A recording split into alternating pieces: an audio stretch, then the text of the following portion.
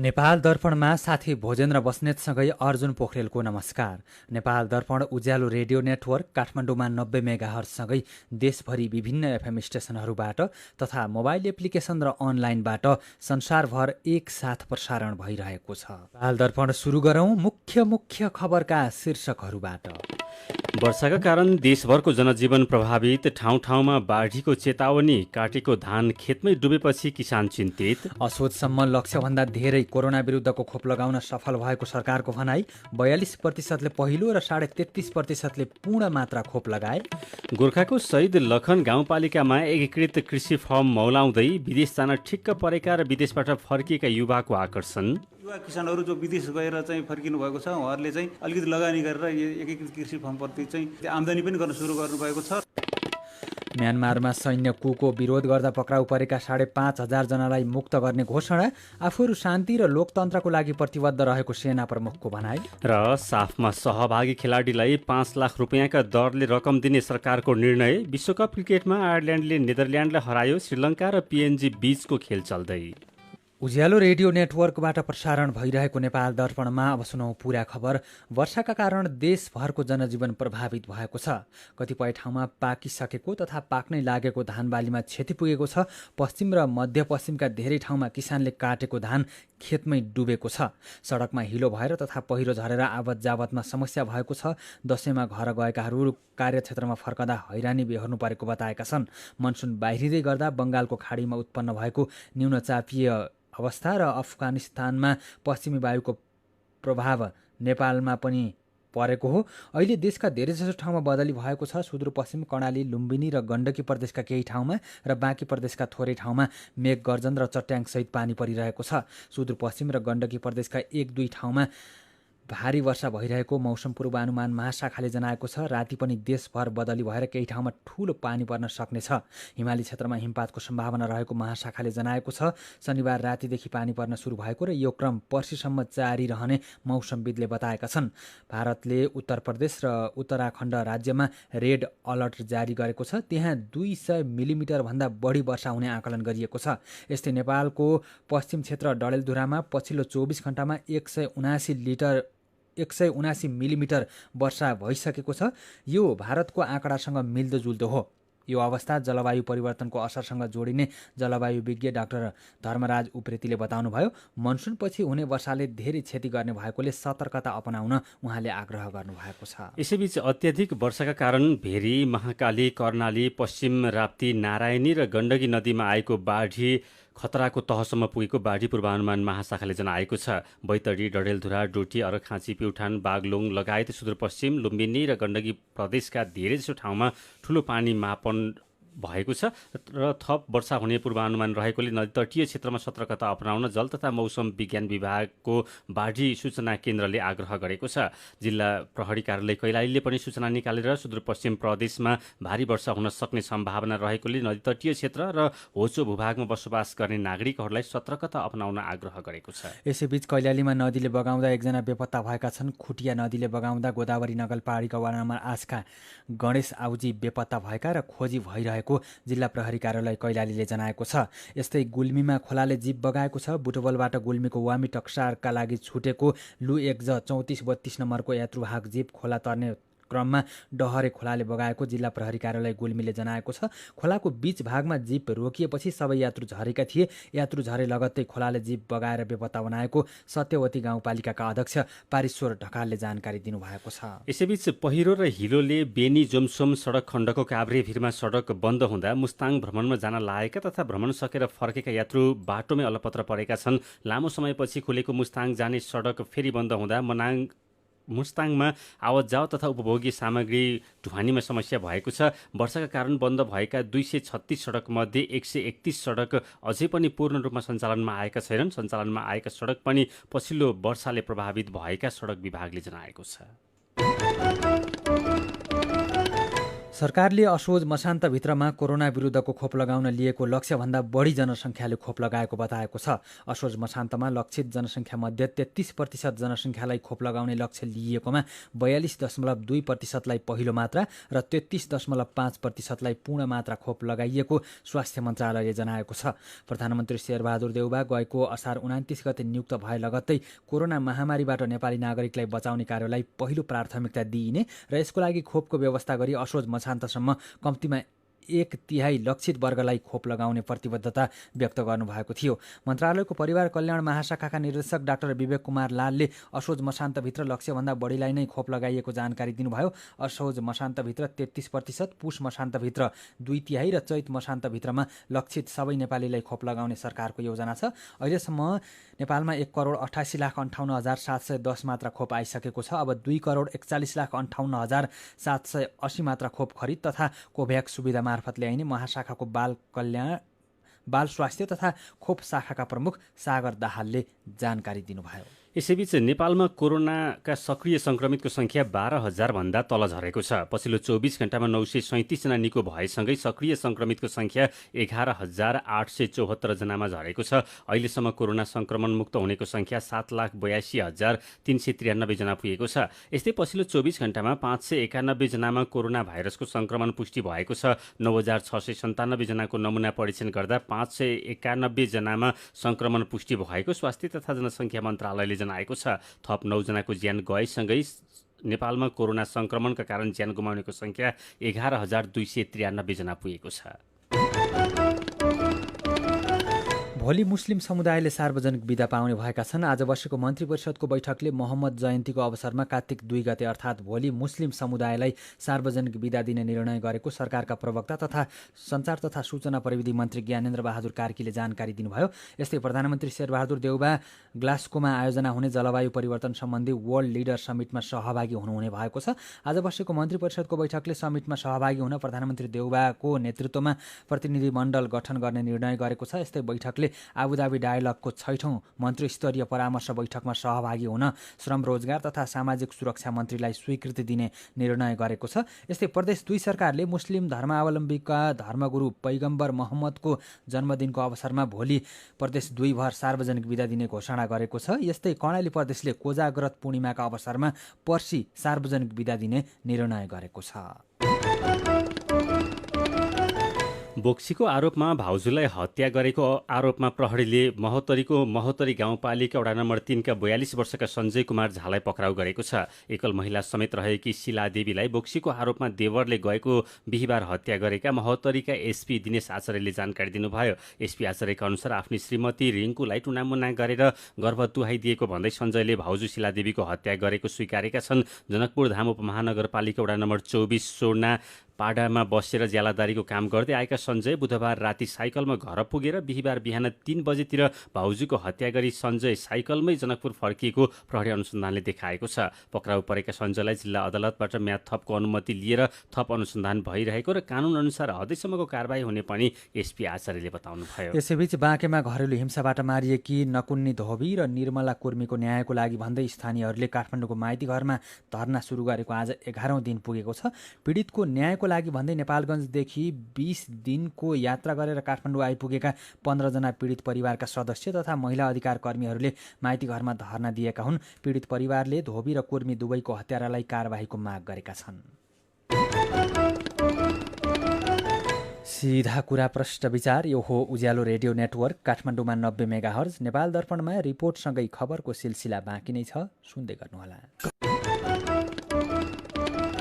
तपाईँ अहिले radio mobile application र अनलाइनबाट प्रसारण भइरहेको उज्यालो रेडियो नेटवर्कको नेपाल दर्पण सुन्दै हुनुहुन्छ। यति बेला हामीले वर्षाका कारण देशभरको जनजीवन प्रभावित ठाउँ-ठाउँमा बाढीको चेतावनी, असोजसम्म लक्ष्यभन्दा धेरै कोरोना विरुद्धको खोप लगाउन सफल भएको सरकारको भनाइ लगायतका खबर प्रस्तुत गर्यौं। नेपाल दर्पणमा अब बाँकी प्रसङ्ग। कोरोना सङ्कट र लकडाउनका कारण 2 वर्ष यता देशको अर्थतन्त्रमा ठूलो असर परिरहेको छ। देशमा रोजगारीका अवसर खुम्चिँदै जाँदा श्रम शक्ति विदेशिन बाध्य छ। तर देशमा खेतीयोग्य जमिन बाँझो रहने क्रम भने बढ्दै गएको छ। विज्ञहरू कृषिमा आधारित अर्थतन्त्रलाई प्रवर्धन नगर्ने हो भने आर्थिक रूपमा देश सङ्कटमा पर्ने बताउँछन्। सङ्घ, प्रदेश र स्थानीय सरकारको मुख्य प्राथमिकता कृषिमै हुनुपर्ने कुरा उठिरहेका बेला गोर्खाको शहीद लखन गाउँपालिकाले भने युवाहरूलाई स्वरोजगार बनाउन एकीकृत कृषिको अवधारणा कार्यान्वयन गर्न थालेको छ। गोर्खाबाट उज्यालो सहकर्मी किरण लोहनीको रिपोर्ट।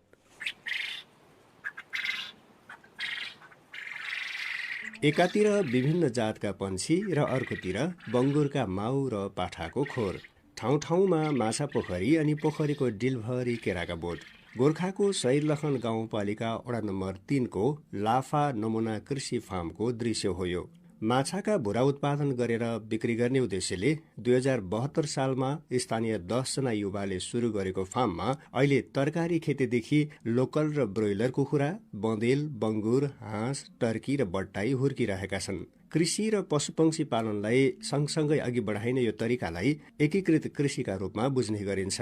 एकीकृत रूपमा कृषि कर्म गर्नुका फाइदाबारे फार्मका सञ्चालक मध्येका एक कवीर थापा। माछाको सिजन हुँदाखेरि माछाले आम्दानी दिने भयो, बङ्गुर सुँगुरको सिजन हुँदाखेरि बङ्गुर सुँगुरले दिने भयो, बोइलर हुन्छ बोइलरहरू मरे त्यता गयो भने वेस्टेज जान पाएन, बङ्गुर सुँगुरलाई काम आयो। बोइलरको चाहिँ नि अब सुलीहरू भयो, अब त्यो केराहरूमा तरकारीमा हाल्न मिल्यो। त्यसैले गर्दाखेरि एकीकृतमा चाहिँ एकअर्कालाई सपोर्टेड गर्नको लागि कुनै टाइममा के को सिजन हुन्छ कुनै टाइममा के को सिजन हुन्छ तर हामीलाई चाहिँ कन्टिन्यू आम्दानी आउने स्रोत भएको कारणले यसलाई चाहिँ अब एकीकृत चाहिँ राम्रै हो भन्ने मानिन्छ के। शहीद लखन गाउँपालिकाका अरू ठाउँमा पनि एकीकृत कृषि फार्म सञ्चालन गरिएको छ।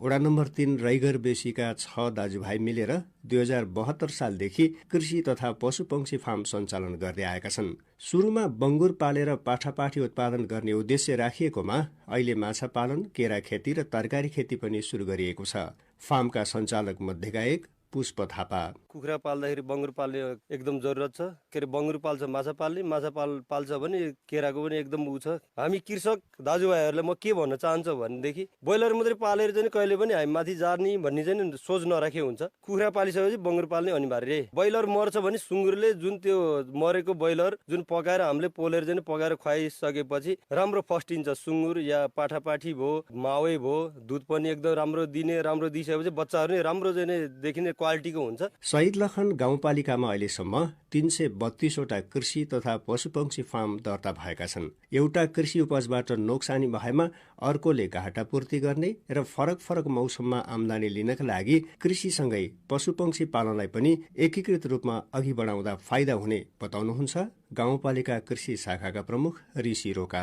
एकीकृत कृषि फार्म भन्नाले चाहिँ कृषि तथा पशुहरूलाई सँगसँगै लिएर जाने। कुनै एउटा व्यवसायले घाटा भयो भने चाहिँ अर्को व्यवसायले परिपूर्ति गर्न सक्ने र एक व्यवसाय अर्को व्यवसाय एक अर्काप्रति चाहिँ परिपूरक हुने। उदाहरणको लागि सुँगुर पालन र माछा खेती भयो भने सुँगुरले नपचेको खानेकुरा चाहिँ फेरि माछा पकाएर नि हुन्छ। यसरी त्यसपछि फेरि छेउमा फेरि केरा खेती लाउँदाखेरि ग्रास कार्प जस्ता माछालाई पनि उपयुक्त हुने हिसाबले यसरी एकीकृत खेती गरियो भने पनि तरकारीलाई चाहिने मल पनि पशुजन्यबाट उत्पादन हुने र घाँसहरू फेरि पशुले खाने। यस्तै हिसाबले गर्दा चाहिँ अहिले हाम्रो शहीद लखन गाउँपालिकाभित्र चाहिँ एकीकृत कृषि फर्महरू दर्ता गर्ने क्रम बढ्दो छ र युवा किसानहरू जो विदेश गएर चाहिँ फर्किनु भएको छ उहाँहरूले चाहिँ अलिकति लगानी गरेर एकीकृत कृषि फर्मप्रति चाहिँ आम्दानी पनि गर्न सुरु गर्नुभएको छ। करिब 300-350 फर्म जति चाहिँ हाम्रो चाहिँ दर्ता भएर चाहिँ अहिले चाहिँ चालु अवस्थामा छ। पछिल्लो समय शहीद लखन गाउँपालिकामा एकीकृत कृषि व्यवसाय गर्नेहरू बढेका छन्। फार्म सञ्चालन गर्नेहरू बढेपछि बाँझो रहेको जमिनको उपयोग पनि बढेको छ। यसरी फार्म सञ्चालन गर्नेलाई जग्गा भाडामा लिएको भए 25% भाडा पालिकाले उपलब्ध गराउँदै आएको छ भने किसानलाई सहुलियत दरमा ब्याज उपलब्ध गराउन पालिका र प्राइम बैंक बीच सम्झौता भएको छ। उत्पादित कृषि उपजको बिक्रीका लागि गाउँपालिकाकै सहयोगमा रामशाह घाट बजारमा साप्ताहिक हाट बजार चल्ने गरेको छ। हाट बजारसम्म कृषि उपज ढुवानीका लागि गाउँपालिकाले नै सहयोग गर्दै आएको छ। रिपोर्टपछि नेपाल दर्पणमा फेरि पनि खबरकै सिलसिला। चालु आर्थिक वर्षको पहिलो 3 महिनामा कुल लक्ष्यको 22.15% राजस्व सङ्कलन भएको छ। यो वर्ष 11 खर्ब 51 अर्ब रुपियाँ राजस्व उठाउने सरकारी लक्ष्य रहेकोमा साउन, भदौ र असोज महिनामा 2 खर्ब 55 अर्ब रुपियाँ राजस्व सङ्कलन भएको छ। यस्तै पहिलो 3 महिनामा लक्ष्यको 14.23% खर्च भएको छ। कुल खर्चमध्ये पुँजीगत बजेट खर्चको अवस्था दयनीय छ। यो वर्ष 4 खर्ब 35 अर्ब रुपियाँ पुँजीगत खर्चको लक्ष्य रहेकोमा 3 महिनामा जम्मा 14 अर्ब 88 करोड रुपियाँ खर्च भएको छ। यो लक्ष्यको जम्मा 3.42% मात्रै हो। सरकारले पहिलो चौमासिकमा ठेक्का पट्टाको प्रक्रिया सुरु हुने भएकोले पुँजीगत खर्च कम हुने दावी गर्दै आएको छ। तर हरेक आर्थिक वर्षको अन्तिममा पनि विकास खर्चको अवस्था निराशाजनक नै रहँदै आएको छ। संस्कृति पर्यटन तथा नागरिक उड्डयन मन्त्री प्रेमबहादुर आलेले त्रिभुवन अन्तर्राष्ट्रिय विमानस्थलमा भएका अनियमितताको अन्त्य गर्ने बताउनु भएको छ। त्रिभुवन अन्तर्राष्ट्रिय विमानस्थलमा छड्के अनुगमनमा पुग्नुभएका मन्त्री आलेले विमानस्थलमा यात्रुहरूलाई कुनै असहज हुन नदिने बताउनुभयो। अनुगमनका क्रममा विमानस्थलमा ट्याक्सीले मिटरमा यात्रु नबोक्ने, सरसफाई नभएको, पसलले यात्रुलाई चिया कफीको मूल्य अत्यन्तै महँगो लिने गरेको, कर्मचारीले आफ्नो जिम्मेवारी पालना नगरेको पाइएकोले त्यस्ता कमी कमजोरीको अन्त्य गर्ने बताउनु भएको हो। मन्त्री आलेले नेपाल वायु सेवा निगमलाई हवाई टिकटका लागि ई टिकटको व्यवस्था गर्न निर्देशन दिएकोले चाँडै ई टिकट सञ्चालन हुने बताउनुभयो। सीधा कुरा प्रष्ट विचार यो हो उज्यालो रेडियो नेटवर्क काठमाडौँमा 90 मेगाहर्ज, नेपाल दर्पणमा मेरो पनि भन्नु छ सँगै खबरको सिलसिला बाँकी नै छ, सुन्दै गर्नुहोला। विभिन्न रेडियो स्टेशनबाट मेचीदेखि महाकालीसम्म र मोबाइल एप्लिकेसन तथा अनलाइनबाट संसारभरि एकसाथ प्रसारण भइरहेको नेपाल दर्पणमा तपाईँलाई फेरि स्वागत छ। अब बाँकी खबर। शेयर बजार परिसूचक नेप्से घटेर आज रातम्य भएको छ। नेप्से आज 69.51 अङ्कले घटेर 2587.45 बिन्दुमा पुगेको छ। आज व्यापार बाहेक सबै समूहको सेयर घटेको छ। 218वटा कम्पनीको सेयर कारोबार भएकोमा 10वटा बाहेक सबैको सेयर ओह्रालो लागेको छ। सबैभन्दा धेरै घलेम्दी हाइड्रोको सेयर 10% घटेको छ। आज 87 लाख किता सेयर 2 अर्ब 96 करोड रुपियाँमा कारोबार भएका छन्। नवलपुर र नुवाकोटमा भएका बस दुर्घटनामा 72 जना घाइते भएका छन्। नवलपरासीको त्रिवेणीबाट काठमाडौँको लागि छुटेको लु 1 ख 9476 नम्बरको बस बिहान अरुण खोला र दुम्कीबास बीचको जंगलमा अनियन्त्रित भएर पल्टिँदा 42 जना घाइते भएका हुन्। यस्तै नुवाकोटको किस्पाङमा भएको बस दुर्घटनामा 30 जना घाइते भएका छन्। काउलेबाट काठमाडौँका लागि छुटेको बस किस्पाङ गाउँपालिका 5 मानेमा सडकको भित्तामा ठोकिएको थियो। सिन्धुपाल्चोकको केन्द्रबिन्दु भएर आज 2 पटक भूकम्प गएको छ। सिन्धुपाल्चोकको पाङफुङ केन्द्रबिन्दु बनाएर दिउँसो 1:46 4.7 रेक्टर स्केलको भूकम्प गएको राष्ट्रिय भूकम्प मापन केन्द्रले जनाएको छ। 10 मिनटपछि फेरि अर्को भूकम्प गएको थियो। बाँकेको नेपालगञ्ज मेडिकल कलेज शिक्षण अस्पतालका कर्मचारीले आन्दोलनको घोषणा गरेका छन्। तलब भत्ता वृद्धि हुनुपर्ने, दरबन्दी सृजना, पदपूर्ति र बढुवा हुनुपर्ने, अवकाश, उपदान, बिमा, सामाजिक सुरक्षा कोषलाई व्यवस्थित र प्रभावकारी बनाइनुपर्ने लगायतका माग राखेर कर्मचारीले आन्दोलनको घोषणा गरेका हुन्। स्याङ्जामा ज्यान मारेको अभियोगमा दोषी ठहर भएका व्यक्ति 20 वर्षपछि पक्राउ परेका छन्। अर्जुन चौपारी गाउँपालिका वडा नम्बर 2 का 52 वर्षका पोतबहादुर रोकालाई प्रहरीले पक्राउ गरेको हो। पोतबहादुरले 2058 साल पुस 17 गते राति स्थानीयवासी झलकबहादुर रोकाको हत्या गरेको ठहर गर्दै अदालतले सजाय सुनाएको थियो। दशैंको लामो बिदाका कारण तेल आयात नहुँदा दाङमा पेट्रोल अभाव भएको छ। फुलपाती पछि 1 ट्याङ्कर मात्रै तेल आएको र खपत बढी हुँदा घोराही र तुलसीपुरमा पेट्रोलको अभाव भएको हो। रोल्पा नगरपालिकाले 3 वर्ष अघि खरिद गरेको दुध बोक्ने ट्याङ्कर प्रयोगमा आउन सकेको छैन। नगरपालिकामा उत्पादन हुने दुधलाई बजारीकरण गर्ने उद्देश्यले प्रदेश सरकार र नगरपालिकाको साझेदारीमा खरिद गरेको ट्याङ्कर प्रयोगमा आउन नसकेको हो। मेरो पनि भन्नु छ। वर्षाका कारण धेरै ठाउँमा काटेको धान खेतमै नष्ट भएको समाचारमा कुमार प्रधान लेख्नुहुन्छ, मौसमको पूर्व सूचना नपाउँदा धेरै किसानले धान काटे। अहिले धान पानीमा डुबेको दृश्य हेर्न बाध्य छन्। किसानलाई सूचना र प्रविधिसँग जोड्ने हो भने यस्तो नोक्सानी कम गर्न सकिन्छ। मोहन बुढा थापा दुखेसो पोख्नुहुन्छ, मेरो घरमा काम सक्न लाग्दै पानी परेर सबै धान तथा पराल पानीमा भिजिरहेको छ। के नै गर्न सकिन्छ र? हामी जस्ता किसानलाई जे गर्दा नि सुख छैन। महोत्तरीमा बोक्सी भन्दै भाउजूको हत्या गरेको आरोपमा देवर पक्राउ परेको खबरमा कृष्ण पाठक लेख्नुहुन्छ, यो दुःखद खबरले स्तब्ध बनायो। होइन, हाम्रो समाज अझै कुन युगमा छ? नागरिकलाई चेतना शिक्षाको अभाव हो या हाम्रो देशको कानुन फितलो हो?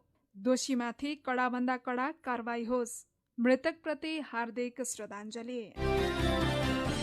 दशैंको समयमा सडक दुर्घटनाका खबर मात्रै सुन्न र पढ्न परेको खबरमा नवीन अविरल गुनासो गर्दै लेख्नुहुन्छ, हवाई जहाजमा सवार 10 जनाको ज्यान जोखिममा पर्दा देशमा हलचल हुन्छ। तर दिनहुँ सडक दुर्घटना भएको खबर आइरहँदा पनि सरकार मौन छ। सडक दुर्घटनालाई पनि महत्त्वका साथ हेर्नु पर्यो। दुर्घटनालाई रोकथाम गर्नतर्फ सबैको ध्यानकर्षण होस्।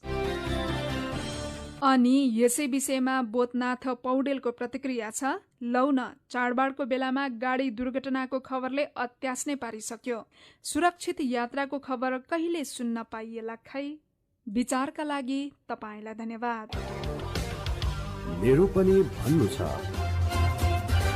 मेरो पनि भन्नु छ प्रस्तुत गर्दै हुनुहुन्थ्यो साथी सुजता सुनुवार। नेपाल दर्पणमा अब विदेशको खबर। म्यानमारको सैन्य सरकारले आफ्नो विरोधमा पक्राउ परेका 5,500 भन्दा धेरै मानिसलाई मुक्त गर्ने घोषणा गरेको छ। गएको फेब्रुअरीमा सेनाले निर्वाचित सरकारलाई अपदस्थ गरेर सत्ता कब्जा गरेपछि भएका प्रदर्शनका क्रममा पक्राउ परेका मध्ये 5,636 जनालाई रिहाई गर्ने भएको हो। म्यानमारका सेना प्रमुख जनरल मिन ओङ हलाइङले मानवीय कारणले बन्दीलाई रिहा गरिने बताउनु भएको बीबीसीले जनाएको छ। घोषणा अनुसार आज 1,316 जनालाई रिहा गर्न आदेश दिएको र बाँकीको अदालती प्रक्रिया चलिरहेको समाचार संस्था एएफपीले जनाएको छ। सेना प्रमुखले राजनीतिक सङ्कट अन्त्य गर्नको लागि पर्याप्त कदम नचालेको भन्दै दक्षिण पूर्वी एसियाली देशहरूको सङ्गठन आसियानाले सेना प्रमुखको सट्टा म्यानमारबाट एकजना गैर राजनीतिक व्यक्तिलाई निम्तो गर्ने निर्णय गरेको केही दिनमै बन्दी मुक्त गर्ने निर्णय भएको हो। म्यानमारमा सैन्य कुपछि भएका प्रदर्शनका क्रममा 1,178 जनाको ज्यान गएको छ भने 7,355 जना पक्राउ परेका थिए। 2,000 जना गएको जुलाईमा मुक्त भएका थिए। टेलिभिजनमा दिएको सन्देशमा सेना प्रमुखले सैन्य नेताहरू शान्ति र लोकतन्त्रको लागि प्रतिबद्ध रहेको बताउनु भएको बीबीसीले जनाएको छ। अब केही खेल खबर। सरकारले साफ खेलेर फर्किएका नेपाली फुटबल टोलीका खेलाडीहरूलाई प्रति व्यक्ति 5 लाख रुपियाँ दिने भएको छ। आज बसेको मन्त्री परिषदको बैठकले साफ उपविजेता बनेर नेपाल फर्किएको नेपाली फुटबल टोलीका खेलाडीलाई प्रति व्यक्ति 5 लाख रुपियाँ दिने निर्णय गरेको सूचना तथा सञ्चार प्रविधि मन्त्री तथा सरकारका प्रवक्ता ज्ञानेन्द्र बहादुर कार्कीले जानकारी दिनुभयो। यस्तै बैठकले फुटबल टोलीका प्रशिक्षकहरूलाई प्रति व्यक्ति 3 लाख रुपियाँ प्रोत्साहन रकम उपलब्ध गराउने भएको छ। साफ च्याम्पियनसिप फुटबलमा इतिहास रच्दै फाइनलमा पुगेको नेपाली राष्ट्रिय फुटबल टोली आज स्वदेश आइपुगेको छ। मालदिव्समा भएको खेलमा उपविजेता बनेको नेपाली टोली बिहान काठमाडौँ आइपुगेको हो। नेपाली टोलीलाई खेलकुद मन्त्री महेश्वर गहतराज तथा अखिल नेपाल फुटबल सङ्घ इन्फाका पदाधिकारीहरूले त्रिभुवन विमानस्थलमा पुगेर स्वागत गरेका थिए। फाइनलमा भारतसँग पराजित भएको थियो नेपाल पहिलो पटक साफको फाइनलमा पुगेको हो। र आइसिसी टी20 विश्वकप क्रिकेट अन्तर्गत आज भएको पहिलो खेलमा आयरल्यान्डले नेदरल्यान्ड्सलाई 7 विकेटले हराएको छ। नेदरल्यान्ड्सले दिएको 107 रनको सामान्य लक्ष्य आयरल्यान्डले 3 विकेट गुमाएर 29 बल अघि नै भेटायो। यसअघि युएईको आबुधाबीमा टस जितेर पहिले ब्याटिङ गरेको नेदरल्यान्ड्सले 20 ओभरमा अल आउट हुँदै 106 रन बनायो। आयरल्यान्डका कर्टिस क्याम्फरले आज ह्याट्रिक सहित 4 विकेट लिएका छन्। यो टी20 विश्वकप सन् 2021 को पहिलो ह्याट्रिक हो। क्याम्फरले 10औं ओभरको दोस्रो, तेस्रो, चौथो र 5औं बलमा लगातार विकेट लिएका हुन्। क्याम्फर टी20 क्रिकेटमा लगातार 4 बलमा 4 विकेट लिने तेस्रो बलर पनि बनेका छन्। विश्वकप क्रिकेटमा अहिले नामिबिया र श्रीलङ्का खेलिरहेका छन्। श्रीलङ्काले टस जितेर पहिला फिल्डिङ रोजेपछि ब्याटिङको निम्तो पाएको नामिबियाले ताजा अवस्थामा 8 ओभरको खेल सकिँदा 2 विकेट गुमाएर 46 रन बनाएको छ। आज विश्वकपका अभ्यास खेलहरू पनि चलिरहेका छन्। इङ्ल्यान्ड र भारत बीच भइरहेको अभ्यास खेलमा इङ्ल्यान्डले पहिले ब्याटिङ गरिरहेको छ। इङ्ल्यान्डले ताजा अवस्थामा 9 ओभर 2 बलको खेल सकिँदा 3 विकेट गुमाएर 77 रन बनाएको छ। यस्तै न्युजिल्यान्ड र अस्ट्रेलिया बीच पनि खेल भइरहेको छ। पहिले ब्याटिङ गरेको न्युजिल्यान्डले 10 ओभरको खेल सकिँदा 1 विकेट गुमाएर 93 रन बनाएको छ। आजै भएको अभ्यास खेलमा दक्षिण अफ्रिकाले अफगानिस्तानलाई 41 रनले हराएको छ भने पाकिस्तानले वेस्ट इन्डिजलाई 7 विकेटले हराएको छ। खेल खबरसँगै नेपाल दर्पणको समय सकिने लागेको छ। बिदा हुनु अघि आजका मुख्य खबरका शीर्षकहरू फेरि एकपटक। वर्षाका कारण देशभरको जनजीवन प्रभावित, ठाउँ ठाउँमा बाढीको चेतावनी, काटेको धान खेतमै डुबेपछि किसान चिन्तित। असोजसम्म लक्ष्यभन्दा धेरै कोरोना विरुद्धको खोप लगाउन सफल भएको सरकारको भनाई। 42%ले पहिलो र 33.5%ले पूर्ण मात्रा खोप लगाए। गोर्खाको शहीद लखन गाउँपालिकामा एकीकृत कृषि फर्म मौलाउँदै विदेश जान ठिक्क परेका र विदेशबाट फर्केका युवाको आकर्षण। म्यानमारमा सैन्य कुको विरोध गर्दा पक्राउ परेका 5,500 जनालाई मुक्त गर्ने घोषणा। आफूहरू शान्ति र लोकतन्त्रको लागि प्रतिबद्ध रहेको सेना प्रमुखको भनाई। र साफमा सहभागी खेलाडीलाई 5 लाख रुपियाँको दरले रकम दिने सरकारको निर्णय। विश्वकप क्रिकेटमा आयरल्यान्डले नेदरल्यान्डलाई हरायो। श्रीलङ्का र पिएनजी बीचको खेल चल्दै। आजको नेपाल दर्पण सकिएको छ। प्रविधिमा साथ दिने साथी सरोज थापासँगै हामी भोजेन्द्र बस्नेत र अर्जुन पोखरेल पनि बिदा हुन्छौँ। दशैँ मनाइरहँदा स्वास्थ्यका मापदण्ड पालना गर्न नबिर्सौँ। नमस्कार।